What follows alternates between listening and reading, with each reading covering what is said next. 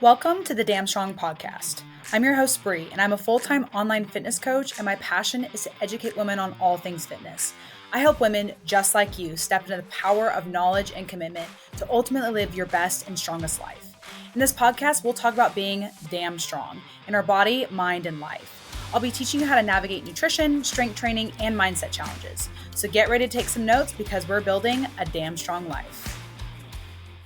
Hello, everyone. Welcome back to the podcast. I'm Bree, and this is the Damn Strong podcast. And today we're going to talk about food noise. I am really pumped to have this chat today. I don't feel like people talk about food noise a lot on social media. I feel like whenever I have a topic that I know isn't really broken down and talked about on social media, I get really excited about it because I maybe the reason I get so excited is I'm just like, man, this could be the light bulb or the golden nugget that really changes someone's life or really changes maybe a trajectory of something that you're going through. So I'm really excited on that front. And I think also it's pretty relevant for quite a handful of clients of mine right now.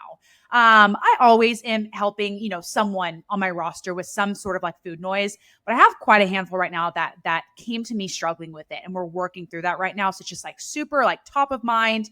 And that's actually why I decided to pick this for an episode, because it's like, hey, this could really, really, really be helpful for someone. So I want to talk about food noise.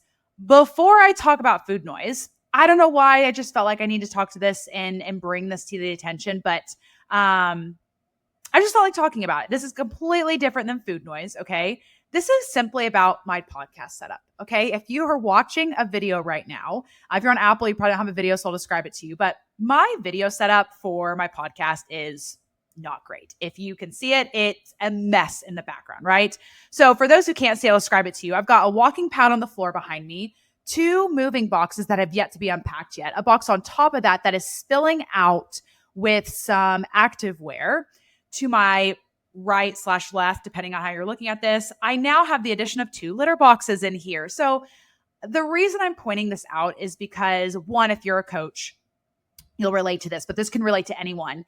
I feel like, especially as coaches, whether it's you want to start a podcast, you want to grow your business, you want to start posting certain content, whatever, we think it has to be perfect before you do it. It does not. I did not wait to start this podcast with a perfect setup in the background and everything going on back there. I mean, technically, I started this podcast in my apartment. Actually, let's even go back farther. When I first did my first podcast episode, you go back and listen to my first podcast episode, I am sitting in the dark in a closet. Yes, because I knew a closet would have good acoustics, right? You have the carpets and all the clothes and stuff. And I don't know necessarily why I was sitting in the dark per se. I guess just because I had the computer and I don't know. I just was. But I was sitting in the dark with the computer. Like nothing was fancy. And then I eventually added video and I was like, I don't care if I have a fancy background. Do I eventually want something that looks nice? Yes. Have I put effort into it? Not quite yet, just because, there's other things with the house. If you've been following my stories, I'm building equity. There's other financial things we have spent money on. And so my office has not gotten the treatment yet. But I just want to put that out there real quick. Like and I know I said that to coaches, this applies to anyone. If you are struggling in your fitness goal, and one of those things that you are struggling in your fitness goal is you're creating this barrier because you don't have the perfect morning routine, the perfect night routine, or you don't get to go work out at the exact same time every day. So you don't have this routine, like all this. You don't technically need all that. Put effort in where you can control it, right? I wouldn't be on episode 74 right now if I was so concerned with this background, right? And so I think a lot of you may build some barriers for yourself through perfection, or maybe might not be perfection, but you want the best case scenario. And you have to recognize, like, for a lot of things in life, if you want to pursue the goals that you have for yourself, you're never always going to get best case scenario every single day. And so it's doing with what you have and the best that you have. And, I have these headphones and this mic. I recorded on my laptop. Like that is my laptop audio in the first, it's probably 10 episodes. And then eventually I got this mic and plugged it in and all that kind of stuff. So I know that is completely separate of food noise and what we're going to be talking about. But for some reason, I sat down, I saw my background, I saw what a mess it was. And I was like, look, I want to talk about this because there's someone out there who, again, maybe you're trying to concoct the perfect health and fitness routine, or you feel a lot of pressure from social media or all this kind of stuff. Just do it anyway. Do it messy. Messy action is better than no action at all, right? So, okay. Tangent is over. We're going to segue back into food noise. Food noise. What is food noise? Food noise is the constant thought of food. So if you're someone who you're sitting here listening to this podcast right now and you're like, oh my gosh, I constantly think about food. Like maybe you just had lunch 30 minutes, an hour ago, and you're already like, oh my gosh, I can't wait for dinner. You're constantly thinking about dinner, or maybe I can have a snack, or when can I have my next snack? You wake up thinking about food. Your thoughts are just overly, in a negative way, overly consumed by food. And so there's really three scenarios of why that could be. And then we can kind of dive into like solution with those. So I'm just going to jump right into the 3 reasons I've written down. The first one that I have written down is you're in a deficit that's either too deep or coming to the end of a deficit. So let me talk about both of those separately. If you're in a deficit too deep, your hunger cues are going to be super, super strong, and you're going to be constantly thinking about food. I would argue and say that a lot of times when you have a ton of food thought or like food noise in your head, a lot of times that can be powered, not in every situation, but a lot of situations that can be massively powered by hunger. So if you're in a super deep deficit, your food noise is going to be worse. The more food noise you have, usually the more inconsistent you are. And so that is a massive reason to not be in a super deep deficit, right? Because you're just going to have all that food noise, and that food noise messes with you emotionally. And then you struggle with consistency versus if you're just at like a normal calorie deficit, taking your time in your fat loss phase, you could be more consistent and it actually would be faster. That's always the oxymoron, is people think going deeper into a deficit makes things faster. Technically, yes, if you're consistent, but the problem is most people going to a deep deficit don't stick to that deficit, and therefore it makes it longer. So if you're someone that's dealing with, if you're in a deficit currently, you're tracking and you're like, man, I'm struggling with food noise, maybe consider increasing your calories a bit. It doesn't be drastic. You could start with 100 calories and see what that does. Or maybe 200 calories. 200 calories allows you a snack between lunch and dinner that kind of helps with that food noise. Now, I will also say in a deficit, hunger is normal. Thinking about food is normal. It's when it's overwhelming, over consuming just thoughts of food, right? When you're in a deficit, you are giving your body less than it needs. So your body is going to push for those thoughts. It is going to push for those hunger, but you will know when those thoughts become over consuming versus, hey, you know what? I'm excited for dinner tonight. Or, hey, you know what? I really want to have a dessert. Let me pre-track that and pre-plan that. Hey, you know what? Let me figure out where I want to put my protein and how I'm going to hit my protein goal today. It's a lot different than just those simple thoughts of how you're going to hit your goals. It's this overwhelming, over-consuming, just constant thought, constant want for food, constant thinking about it, just constantly waiting for the next meal. And it's disruptive in a sense. Now, let's talk about the other side of a deficit, and might mean you're coming to the end of a deficit, right? So you may be at a really great deficit rate, like you're not in something too deep, but you've been in a deficit for 3, 4, maybe 5 months.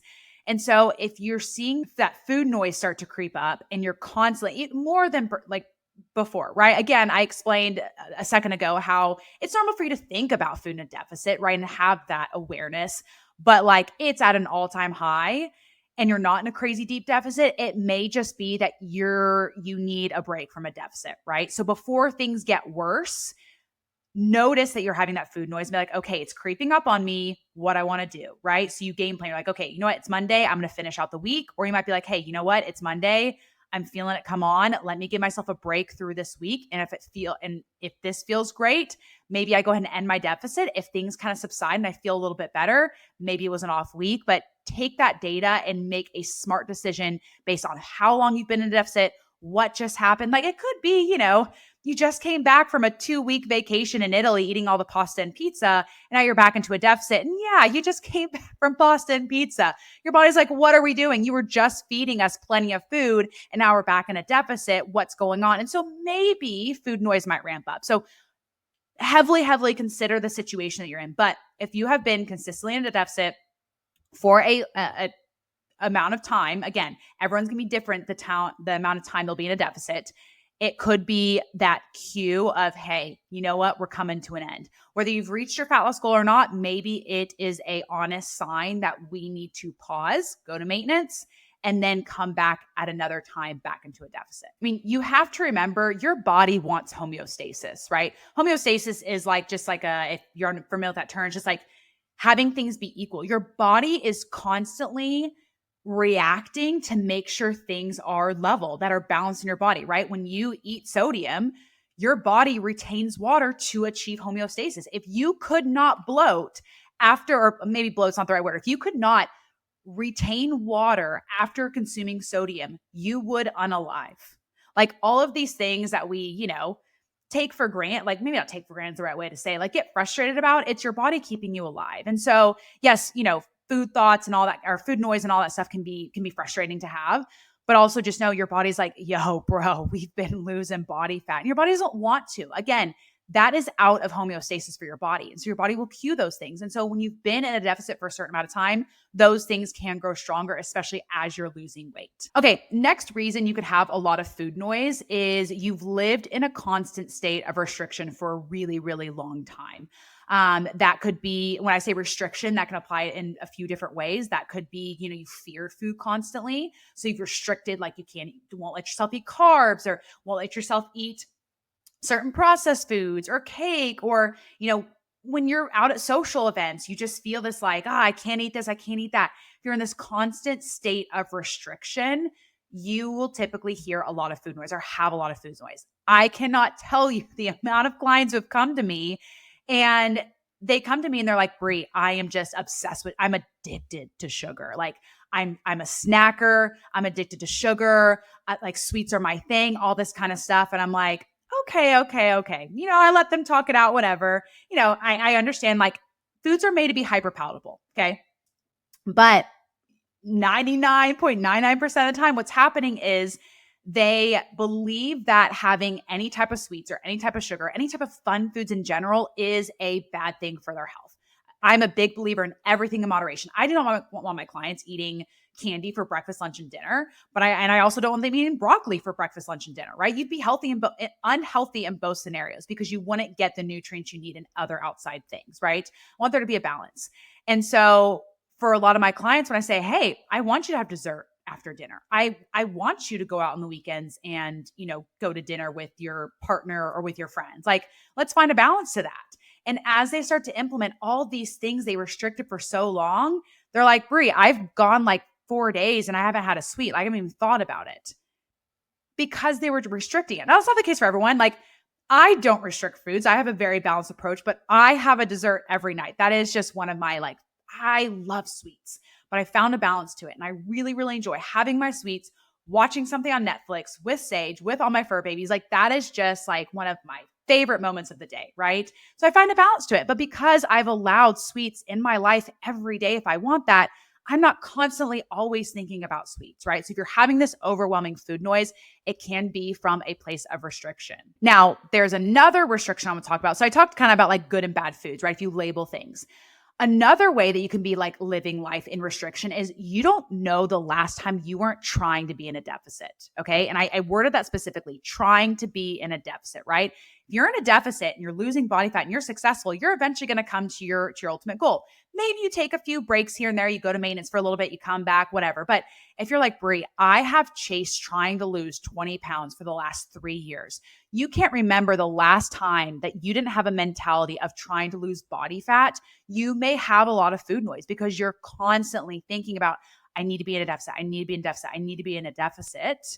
And you're on this hamster wheel because you're trying to be, I've talked about this in other podcasts. There is a difference between being in a deficit and feeling like you're in a deficit, but you're not in a deficit, right? Like having this deficit mentality, but not actually being in a deficit. And it's exhausting. It really is.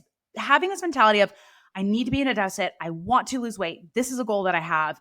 But then you're not, and you're not seeing those results. That can be really, really exhausting. And so if you have strived to lose weight, whatever the amount of weight it is, 10, 20, 30, 40 pounds, and you haven't achieved that goal, or maybe it's been going slower than you really wanted. Maybe it took you a year and a half to, lose X amount of weight, and it's just taking longer than what you thought. And you've been in a deficit for, let's say, a year and a half.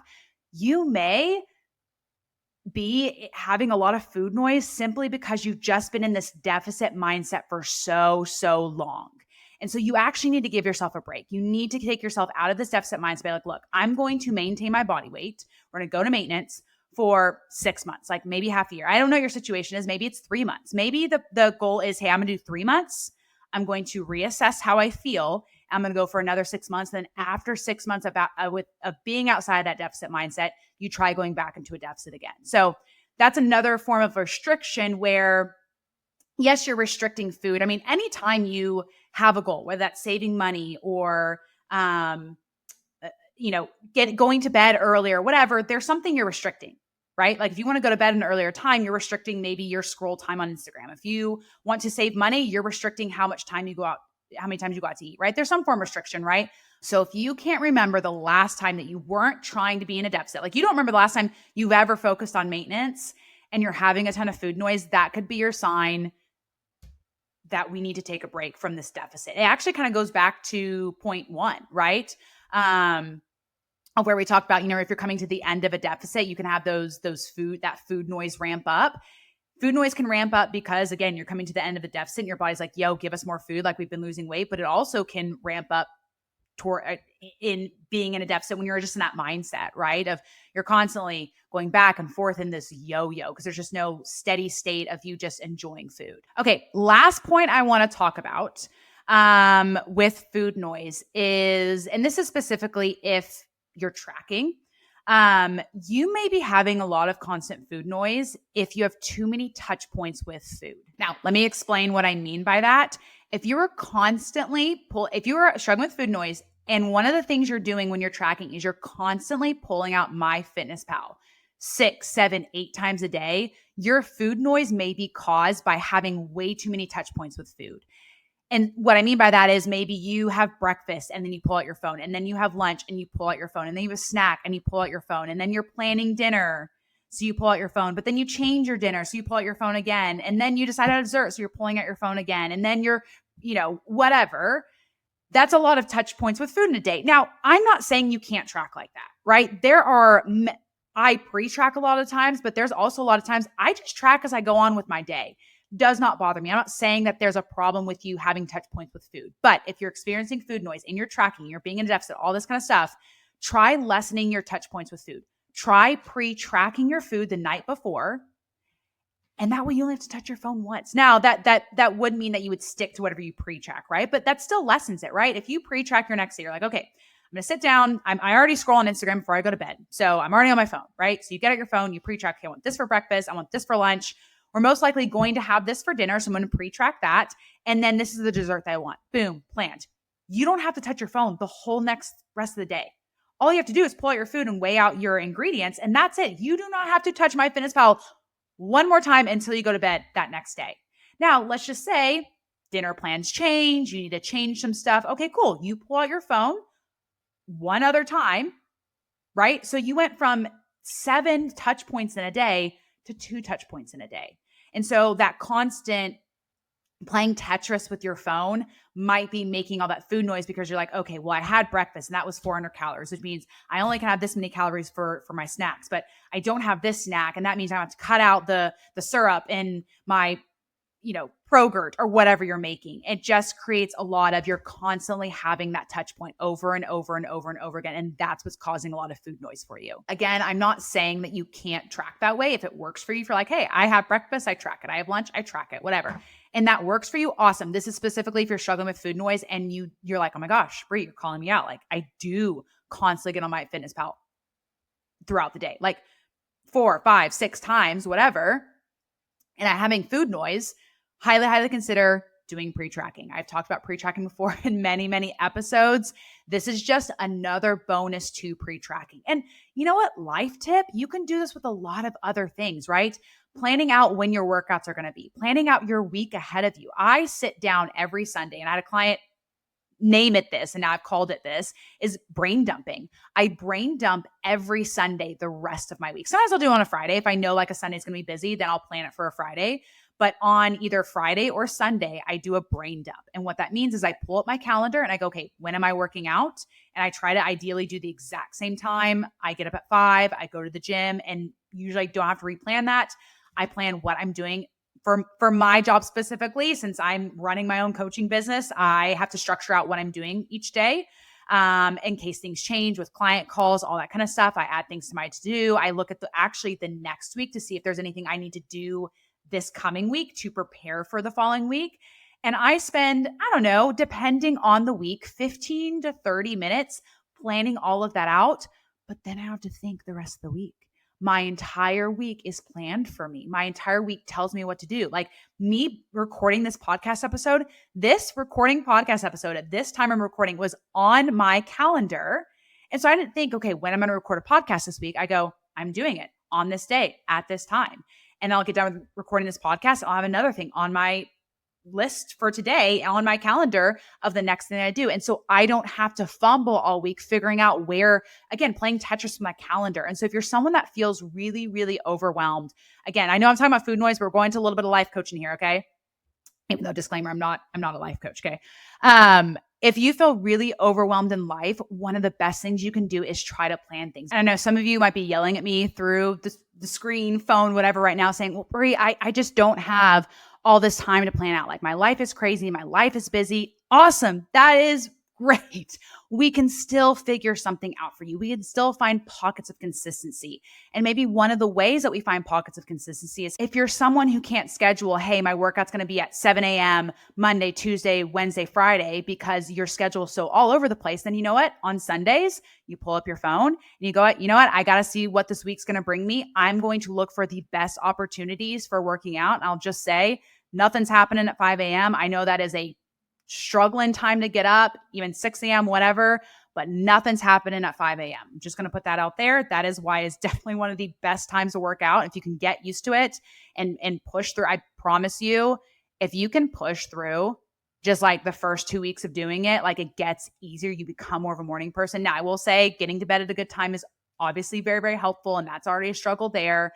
But if you can just on a Sunday, sit down, look at your week and be like, okay, Monday morning doesn't work because I have to drop off the kids at school at 7 a.m. And so I can't do 5 a.m. for a workout, or I can't wake up at 5 because by the time I work out and shower, like I won't be there on time. Okay, cool. So you plan it for a different time. There is a way to create a schedule for yourself in the chaos of having a very unscheduled life. And don't forget about the weekends. Everyone forgets about the weekend. Everyone wants to always work out. I know I'm going on workouts here, but everyone wants to work out Monday through Friday. You realize if you're working out 3 days a week, you could do a workout on any day, Monday through Friday, and then do Saturday and Sunday if that works best for you, but it also may not. Kids may have stuff on the weekends. Again, if you can just sit down and look at your week, what's ahead of you, that can really be helpful. I know this totally took a turn on the podcast.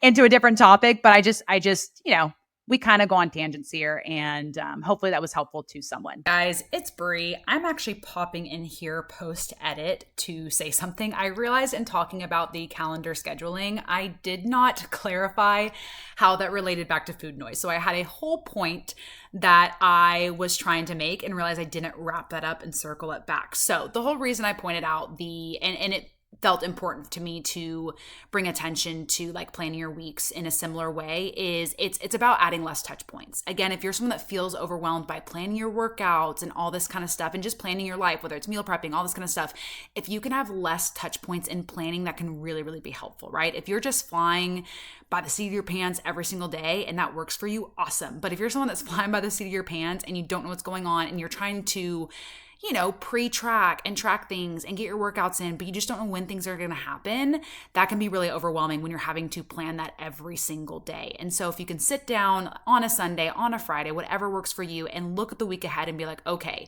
I see I have a dentist appointment. I see Joey has soccer practice on Thursday. Where can I get my workouts in?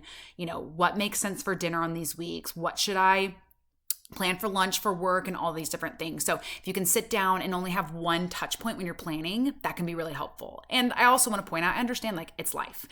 Life is not always going to life how you want it to. Like things are going to happen. But if you can have things planned out and allow some flexibility in your planning, like plan for something that potentially could happen, so you have some plan B for things, those can be really helpful too. So again, it takes you from flying by the seat of your pants every single day, making 4 or 5 decisions about not only MyFitnessPal, but like when you're getting your workouts in and when you're going to go for a walk, versus you plan everything out on Sunday, when you're going for walks, when you're going to do XYZ, and it takes those touch points from 20 times in a week down to 1, or 20 times in a week down to just doing it a couple times because you have a few things come up. So that was my whole point in bringing that up, and I just wanted to clarify for you guys. So back to the regular podcast. All right, guys, that is the end of today's podcast. I hope you enjoyed it. I hope you got some little nuggets. If there's anything that stuck out to you, please, as always, shoot me a DM on Instagram. I would love to hear your feedback Also, I think I said this last podcast, you can actually leave comments on the podcast episodes if you're on Spotify, I believe. I don't think on Apple you can. I'm not sure. But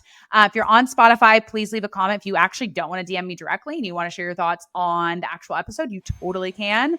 As always, have a wonderful week, and I will catch you guys on the next episode. Bye. Thanks for listening to another episode of the Damn Strong Podcast. Show me some love by leaving a review and sharing a screenshot of this episode on your Instagram stories. Until next time, stay strong.